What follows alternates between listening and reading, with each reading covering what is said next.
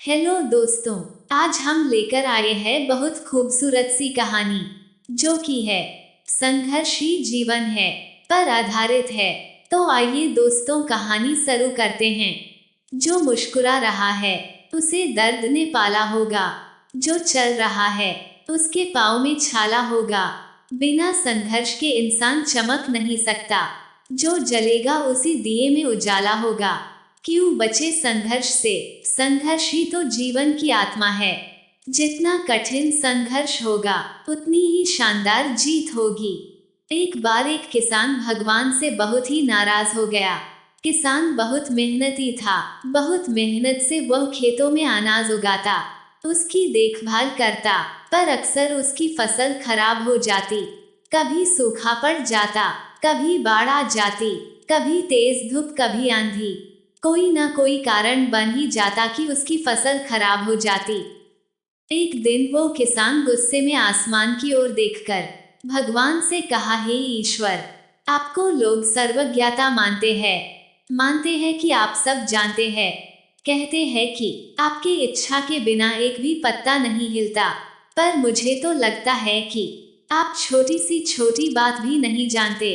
आपको तो ये भी नहीं पता कि खेती बाड़ी कैसे करते हैं।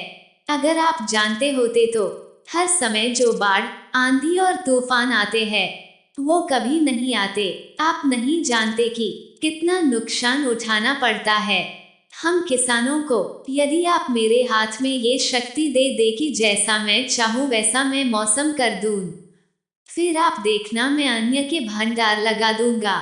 भगवान इस किसान के तीखे वाक्य सुनकर मुस्कुरा रहे थे और वह किसान के सामने प्रकट होकर बोले, मैं आज से तुझे ये शक्ति देता हूँ कि तुम अपनी खेतों पर तुम्हारी जैसी इच्छा हो तुम वैसा मौसम कर दोगे। मैं बिल्कुल भी दखल नहीं दूंगा, तुम्हारी इच्छा से सब कुछ होगा। किसान बहुत खुश हो गया। किसान ने गेहूं की फसल अपनी खेतों में बोई। जब उसे लगा कि खेतों को धूप चाहिए तो खेतों को धूप मिली। जब पानी बरसना चाहिए तभी पानी बरसा। आंधी, तूफान, बाढ़ कुछ भी उसने अपने खेतों पर आने नहीं दिया। किसान के खेत में इस वर्ष ऐसी फसल हुई जैसी कभी नहीं हुई थी। हरी भरी लहलहाती फसल, मन ही मन वह बहुत खुश हो गया और सोचने लगा, अब सबूत के साथ दिखाऊंगा भगवान को कि इसे कहते हैं शक्ति का सही उपयोग। मेरी सफलता देखकर उन्हें अपनी नियम जरूर बदलने पड़ेंगे। कुछ दिन और गुजरे, फसल कटने को तैयार हो गई। किसान बहुत उत्सुकता के साथ फसल को काटने लगा, पर जैसे ही उसकी नजर गेहूं की बालियों पर गई तो उसने अपना सिर पीट लिया और वह रोने चिल्लाने लगा। गेहूं की एक भी बाली के अंदर गेहूं का एक भी दाना नहीं था। सारी बालियां अंदर से खाली थी। किसान बहुत दुखी हो गया। उसने भगवान को रोते हुए फिर पुकारा, हे प्रभु, तुमने ये मेरे साथ क्या किया? क्या तुमने मुझे कोई सजा दी? भगवान बोले, पुत्र, ये तो होना ही था। तुमने पौधों को संघर्ष करने का मौका ही कहा दिया।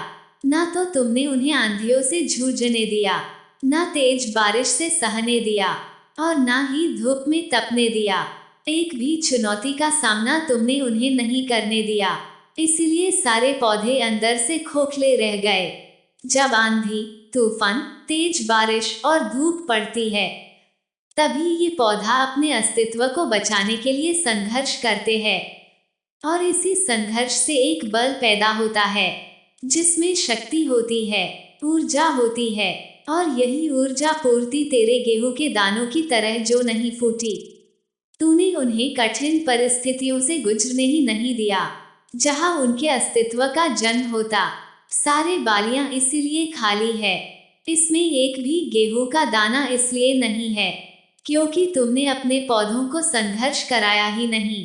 याद रखिए, स्वर्ण में सवर्ण या आभा तभी आती है जब वह आग में तपने, गलने और हथौड़े से पीटने जैसे संघर्षों से गुजरता है।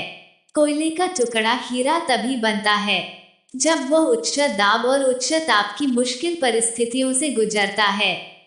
इसी तरह यदि हमारी जिंदगी में कोई संघर्ष ही ना हो, कोई चुनौती ही ना हो, तो हम भी गेहूं की बालियों की तरह खोखले रह जाएंगे।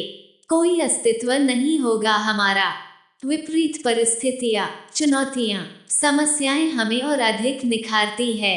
यदि जीवन में कठिन परिस्थितियां और चुनौतियां आए तो घबराना मत, बल्कि सामना करना, विश्वास करना कि आप और अधिक निखर जाओगे और अधिक मजबूत बन जाओगे। किसी ने कितना सही कहा है, जिंदगी जीना आसान नहीं होता, बिना संघर्ष कोई महान नहीं होता। जब तक ना पड़े हथौड़े की चोट, तब तक पत्थर भी भगवान नहीं होता। तो दोस्तों, ये थी आज की हमारी संघर्ष पर कहानी। तो दोस्तों, अगर आपको यह वीडियो अच्छी लगी हो तो प्लीज वीडियो को लाइक करना व चैनल को सब्सक्राइब करना न भूलें। और हमें कमेंट में बताना कि आपको ये कहानी कैसी लगी। धन्यवाद दोस्तों।